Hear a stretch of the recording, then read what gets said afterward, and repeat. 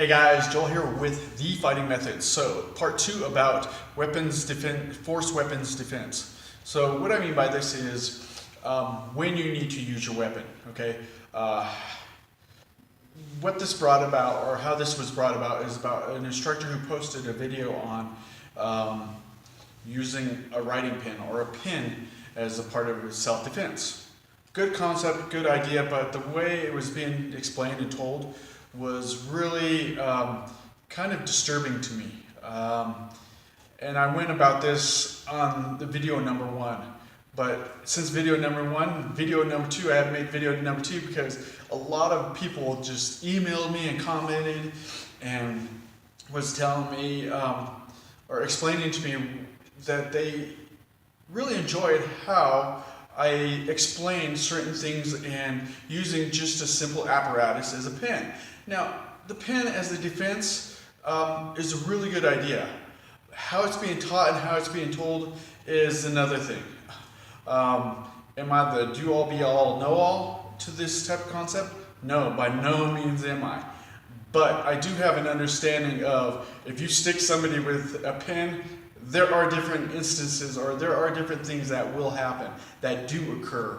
And it's not all roses and you're running away, DDD, and everything is good, okay?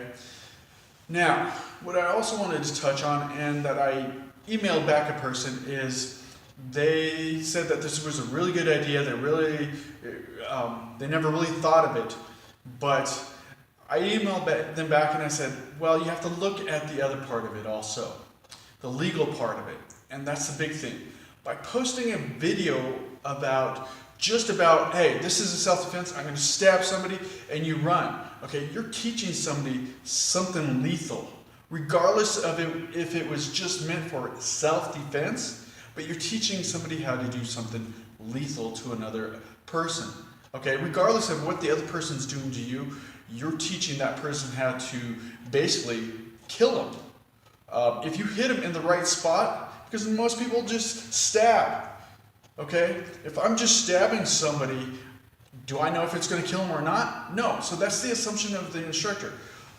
Just stick him with it, and if he lives or dies, no big deal. Okay? Once again, that's an assumption. That's my assumption also. That's my assumption of what the instructor is saying also. But in reality, if you do stick somebody with a pin or an object, okay, you have to understand the legal consequences that are about to happen to you, okay, regardless. Okay, if he's just coming at you and he's unarmed and you stick him with a pin and it puts him down and he's out, he's maimed, he's incapacitated, regardless of what happens, if he gets back up and he's fine, he takes it out, later on down the road, you might puncture a lung. You may have done something to him later on that will cause some damage, okay? Nowadays, there's cameras everywhere. People will video it, blah, blah, blah. You sticking it in somebody, they have not only proof of you doing so, but the other proof is your DNA. Your fingerprints are all over that pin. So once you stick it in there, you've made that connection for everybody else around the world to say, hey, this is what I've done, and you know what? There's a guy on Facebook or whatever it was on, some video who said, hey, this is self-defense, and it's good for self-defense, so I'm going to stick it in somebody. Take responsibility for yourself. Okay, be accountable for what you're about to do. Okay, and that goes in with the part I said on video number 1 about this, is you have to understand the psychological ramifications behind all this. Just sticking a pin in somebody is not like sticking it in a wall or a piece of styrofoam and walking away. Okay? Because there is no reaction, there's no action, there's nothing coming from a styrofoam or the dummy or a punching bag or whatever you're sticking your pin into to practice. There is no connection that you're making to it. But when it's human on human or live beings on live beings, there is that connection. Okay, believe it or not. Now, the first thing is, if you stick somebody the noise, the sound that comes from the person that you've stuck. Different noises will come out of every different person. Someone will scream, someone will groan, someone will moan, someone will make some weird different sounds, okay? But it also depends on where you stick them, you know? You see movies, blah, blah, blah, and you hear different sounds, okay? For the most part, it's what happens, okay? So think about it, you know? What is the legality of it?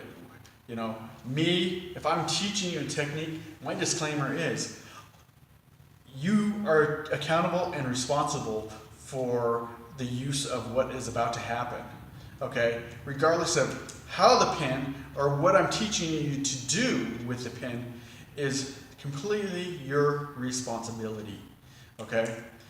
What you do with the pin is, once again, up to you. I'm just showing you and giving you an understanding of what will happen, what can happen, and how to do it. Now, the other part of it is you have to understand, it's just, once again, it's just not the pin, okay? With that in mind, stay tuned, leave comments, email me, I'll get back to you as soon as possible. Thanks.